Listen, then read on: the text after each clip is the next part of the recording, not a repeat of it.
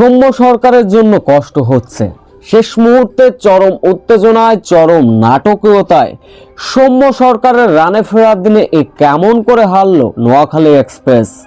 Match জয়ের পর সৌম্যকে জাতীয় দলে চাওয়া নিয়ে কি মন্তব্য করলেন নাজমুল হোসেন শান্ত।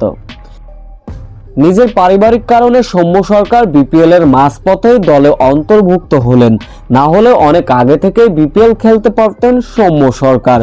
সৌম্য সরকার রানে ফেরার দিন ব্যাট হাতে যেন সে চিরচেনা সৌম্য সরকার হারিয়ে গেলেন না, একের পর এক ছয়ে তার প্রমাণ করলেন।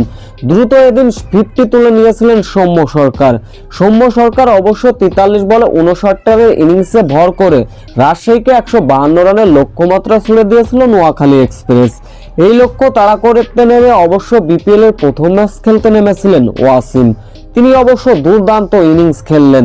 শেষ পর্যন্ত ওয়াসিম 60 রানের একটা দুর্দান্ত ইনিংস খেললেন, যার ফলে 1 ওভার বাকি থাকতেই 5 উইকেটের জয় পায় রাজশাহী ওয়ারিয়র্স। এদিন অবশ্য প্রতিপক্ষ হয়েও সৌম্য সরকারের প্রশংসায় ভাসিয়েছেন নাজমুল হোসেন শান্ত।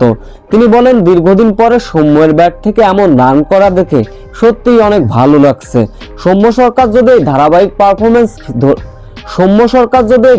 পারফরমেন্স ধরে রাখতে পারে, তবে তার টি-20 বিশ্বকাপে দলে ফেরা খুব বেশি একটা কঠিন হবে না।